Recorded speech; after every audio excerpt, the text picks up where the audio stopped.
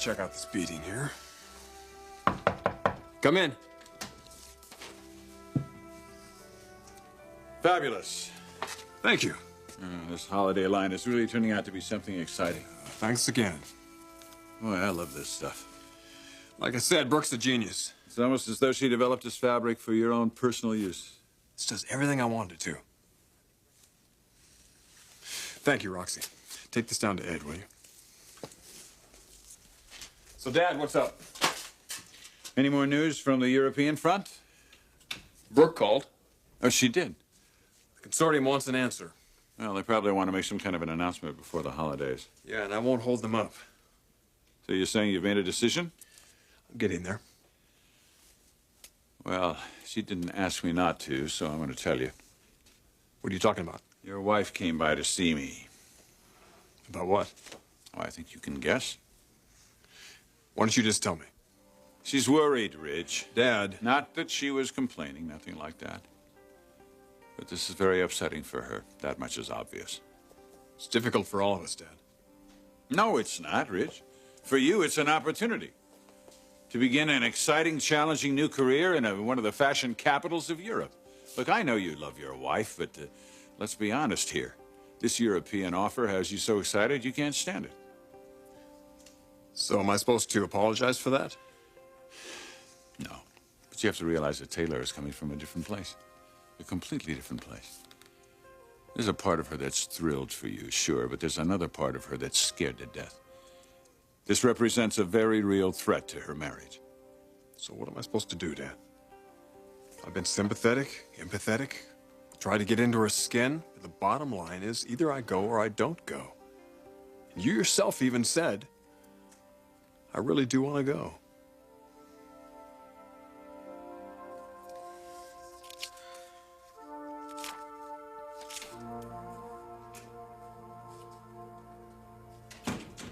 Hi.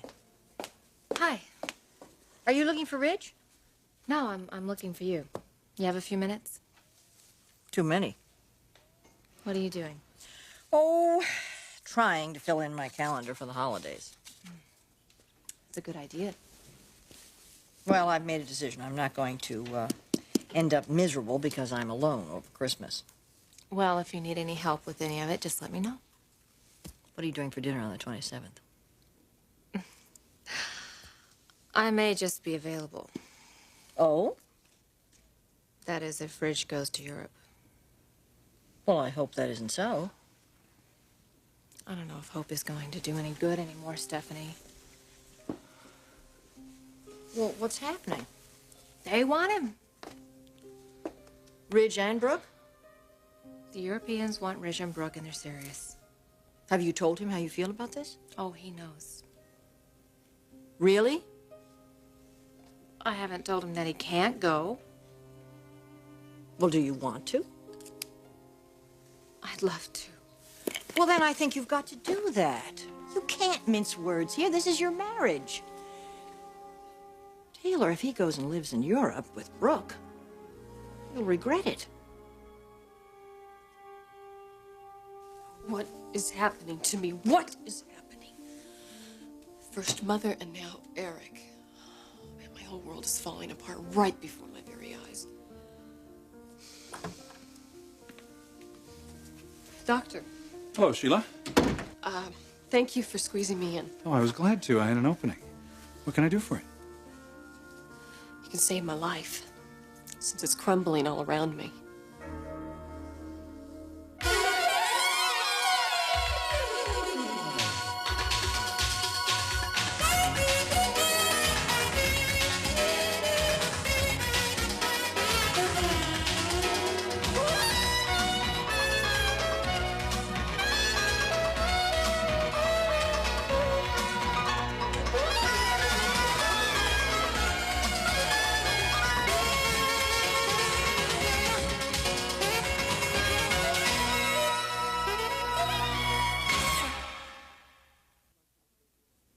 How would you like me to save your life? I want you to tell me what to do. You'll have to describe your problem first. And quite honestly, Sheila, I don't think you know what that is. Oh, no, I know exactly what it is. It's Lauren, and now it's Brooke as well. Brooke? Eric's wife. His wife? Well, they're getting a divorce. At least I thought they were. Eric, he started balking, and it's really freaking me out. Now, Lauren, she's the woman you're afraid will destroy you if she finds out about you and this man. Oh, if she even knew that I was alive, she would destroy me. If I were to marry Eric, my picture would be in the media, and then she'd see me for sure. Do you see how complicated your life is? It's just everything depends on everyone around me right now. Who? My mother, Brooke, her unborn baby. Well, how are you dependent on your mother? To convince Lauren. To forgive you? Well, if not to forgive me, at least to not punish me, but Mother seems to think that's a hopeless case. All right. What did you do to this woman? Lauren? No. If I told you that, you'd probably stop seeing me. Well, what if I promised I wouldn't? No, not yet. I just don't trust you enough.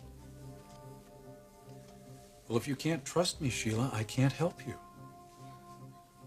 Yeah, but I'm getting there.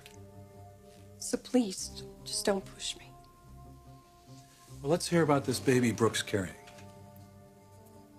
The father is either Eric or his son. Well, they don't know? No, they're going to do a paternity test after the baby's born. Genetic fingerprinting. Yeah, that's the only way they'll find out. And if it is Eric's, I might lose him. What makes you feel that way?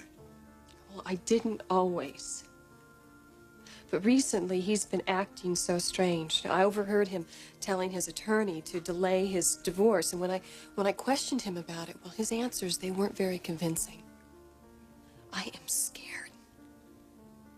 I am scared to death that if Eric is the father of this baby, it's just going to push him and Brooke back together. And I have got to do something to prevent that. Anything, but I have got to take action because I am not going to lose Eric to Brooke.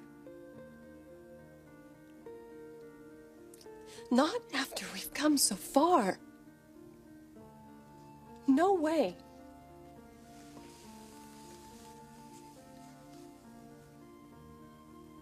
When you spoke to Brooke, did she mention her pregnancy at all? No, actually, she didn't. Have you given it any more thought? A little. Tell you the truth, with all this talk about going to Europe and all, have you thought about the baby? It's hard for me not to. Just a little more time. Not much, really. Anyway, relative to Europe, I really don't know what to say to you, except that I think a huge factor in your decision-making process has to be your wife and how she's feeling about all this. That's the only factor, Dad. If it wasn't for that, I'd be over there right now. Tell you the truth, I can't see myself telling Taylor I'm not going. Can you see yourself living without her? Lots of people have long-distance marriages. I don't mean living without her within the context of a marriage. I mean living without her. Period. You think she'd leave me because of this? I think it's a serious enough dilemma that could happen, yes. She might leave you because of this. I think you need to prepare for that possibility.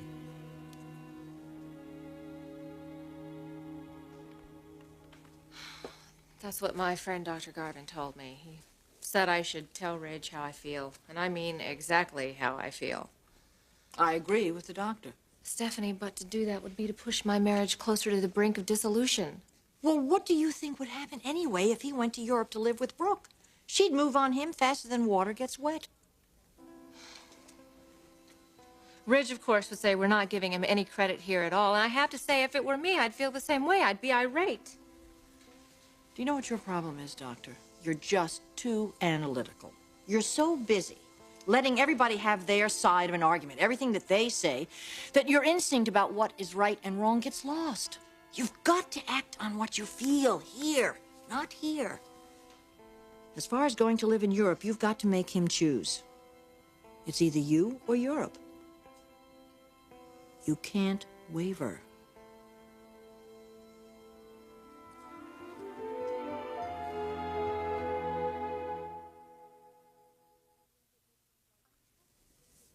I have to believe that Rich wouldn't go there if he felt it would destroy our marriage. He does love me.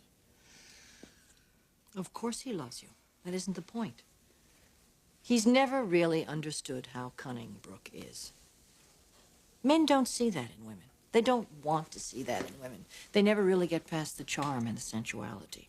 But it's not like he's a teenage boy with raging hormones. I mean, he's got control over himself. You sound as though you're trying to convince yourself about that. Stephanie, but he wants this so badly. This is an opportunity of a lifetime for him. Even Eric admits it. And what are you, Taylor? Aren't you an opportunity of a lifetime? Of course it's a wonderful business venture. It's exciting. But this is his marriage. You're his family. This is about your lifetime together. There's no comparison. That's the choice, isn't it? If he goes and lives in Europe, he has to turn his back on this marriage. It's inevitable. Don't you let him go to Europe. You make him choose.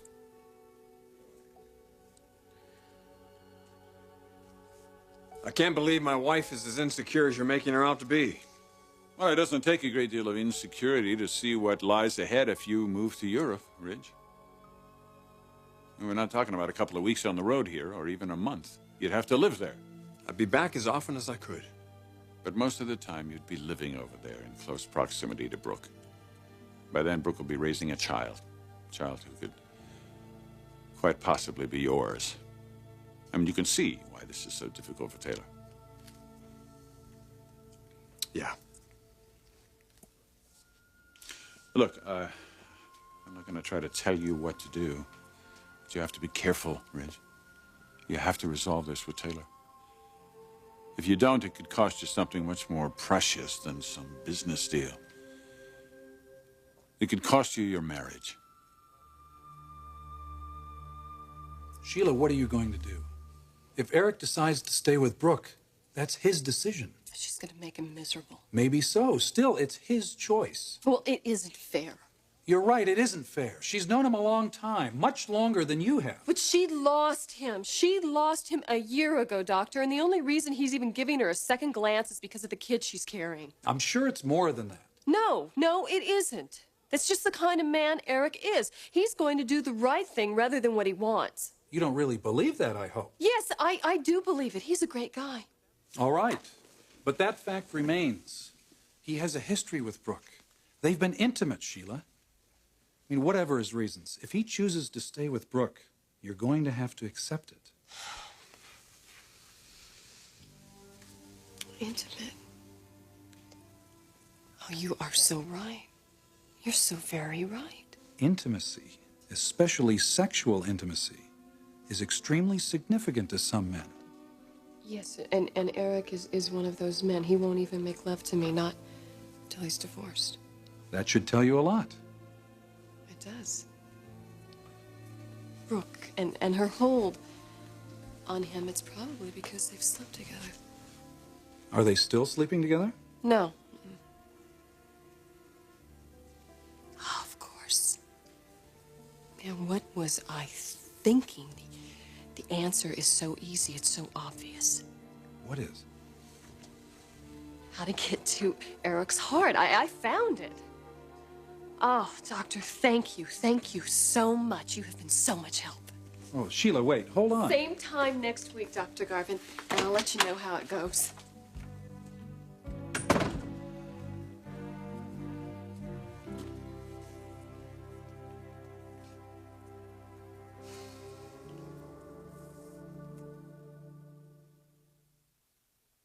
Thank you. This goes great with your eyes.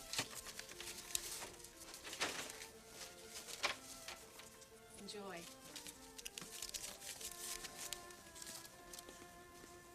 Hello. May I help you find something? Yeah. A gift? No, actually, it's something for myself. What's the occasion? A dinner. A dinner party. A little more intimate. A private dinner party. Exactly. I see. Let's see. What about something like this? Oh, that's lovely. Very feminine, understated. Maybe a little too understated? Okay. Here's a dress that's shorter. It looks smashing on. Oh, I don't know. Too short? No, it's not that. Maybe something more like this? Well, they're lovely, but they're not dresses. You need a robe, too? No, but I need something. This intimate dinner, is it going to be at a restaurant?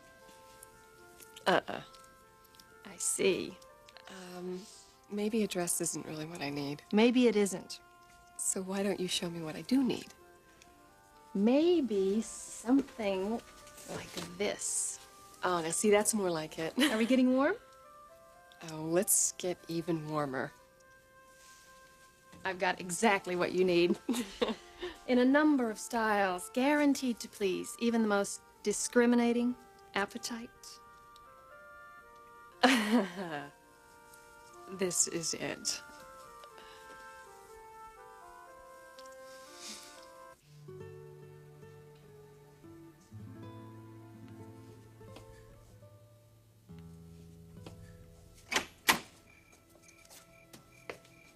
Hi. Hi. How was your day? Not bad. How about yours? Oh, I did a lot of running around. I heard you were at work. Yeah, I ran into Sheila. Interesting woman. Yeah. She seems to feel that she and I are in the same boat. Why's that? Brooke's unborn baby. You're not in the same boat, Doc. Well, I kind of think so. I mean, she's after Eric and I'm after you, and either one of you could be the father of the baby. You're not after me. You have captured me. So now it's just a matter of keeping you at home. Speaking of Brooke, she called. Really? Sounded pretty happy. Pretty lonely, too, I would imagine. Rich, I'm sorry. It's crunch time, Doc. The Europeans want me to make a decision. And I'm sure Brooke does, too. The consortium wants both of us. That's the deal. So, have you made a decision yet? Yes. How about you? Would it matter? Of course it matters. Why would you even say that? No, I know it matters. What I mean is, Rich, I know you've already made a decision. So at this point, I kind of wonder if my opinion has any relevance to this. Doc, nothing you have to say is irrelevant to me. Could I change your mind? If I carried on and I cried and I begged, would that have an impact on you? Yes, it would have an impact on me. Would it keep you from going? I don't know. Why don't you try it and see? Don't tempt me.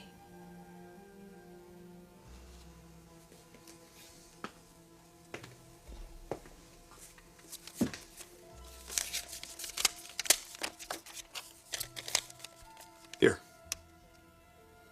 What's this? Fairness. Fairness? You write down what you want me to do. I'll write down what I want me to do. I'll pick one and that'll be my decision. Rich, let's not be silly. I've never been more serious in my life, Doc. You would gamble your future away?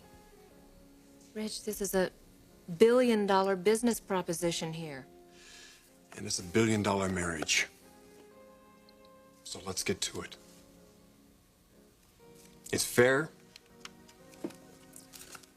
but we have to agree to live by it.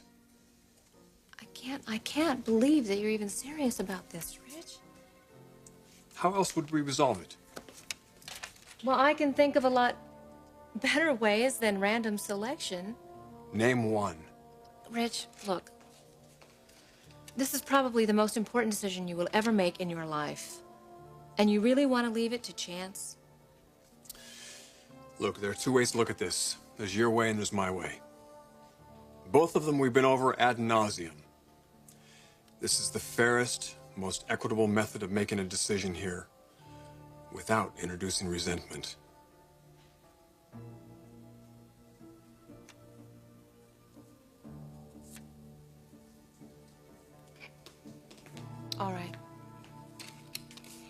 We're going to do this your way.